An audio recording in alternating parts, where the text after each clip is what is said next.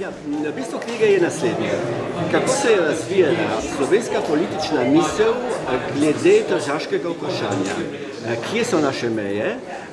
Kaj hočemo s Trstom storiti? Kako se hočemo odpreti v svet?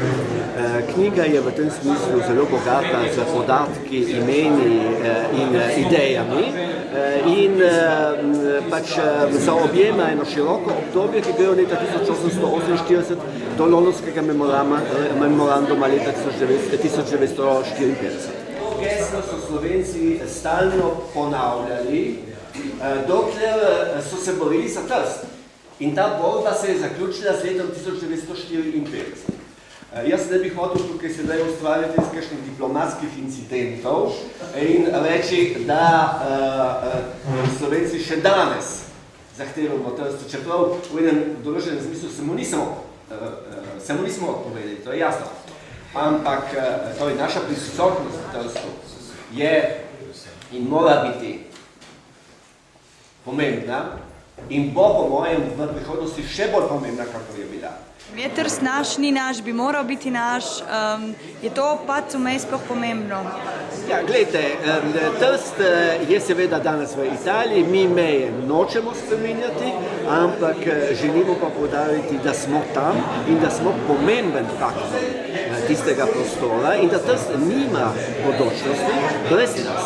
Ne glede na današnje meje, ki seveda jih tudi vsi spoštujemo, bi bilo zelo lepo, če bi imeli mi naslednje geslo. Trst je tudi naš.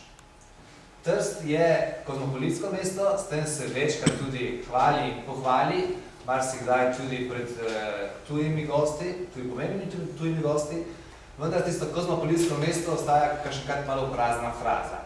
Če bomo mi imeli tudi predstavo to, da je Trst tudi naš in da je lepo priti v Trst, ker smo tudi Slovenci tam, poleg ostalih, bo po mojem mnenju tukaj zelo dobro za našo prihodnost.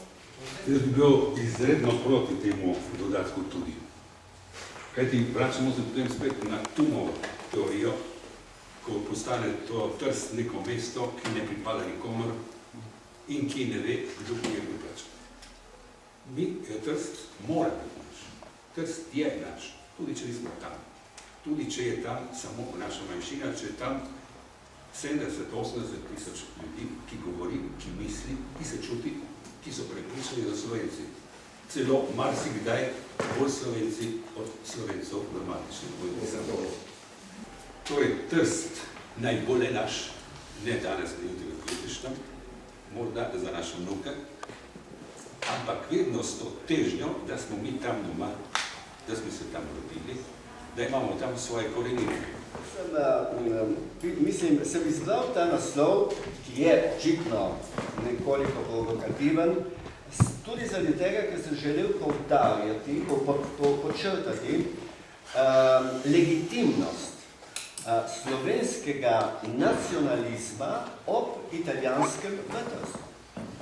Oba nacionalizma, ali če nočem uporabljati te besede, temveč rečemo obe nacionalni zavesti, obe nacionalni hotenji sta v Trstu legitimni. Tako italijanska, kako slovenska. Samo da je do sedaj veljala za legitimno samo italijanska. In tako se lahko predstavljam, da bo marsikdo v Trstu skočil seveda po konci in da bo tudi protestiral. Dejstvo pa je, če naj odgovorim na tvoje vprašanje, da je takole, nekaj se v Trstu resnično spreminja. Mi smo imeli sedaj primer Borisa Pahorja in velikega uspeha njegove knjige in opažamo nasplošno, da je vse, kar je slovenskega, v Trstu nenavadno, modno in vzbuja pozornost. Tako da je to pozitiven odmev. Bo ta knjiga šla tudi v italijanskem jeziku? Ja, jaz si zelo želim, zaradi tega, ker se mi zdi, da bi bilo vse potrebno, da bi naši italijanski someščani vedeli, kaj so Slovenci mislili, kako so se borili za Trst, kajti vse to jim je popolnoma neznano. Tako da bo po mojem knjiga, če bo šla v italijanščini, eno veliko presenečenje. Knjiga hoče imeti tudi to sporočilo.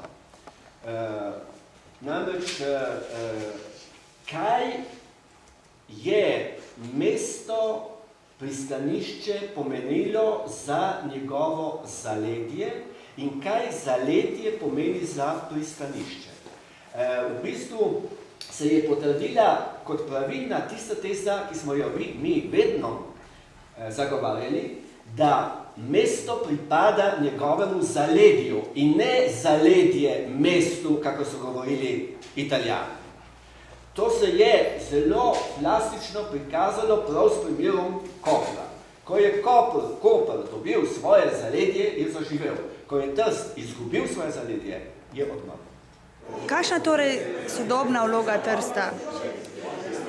Kritična, zaradi tega, ker je pač izgubil svoje zaledje in se sedaj nekje išče, je v praznem prostoru, brez, kot sem rekel, brez sodelovanja s Koprom, brez sodelovanja z zaledno Slovenijo, Trst nima nikakršne perspektive.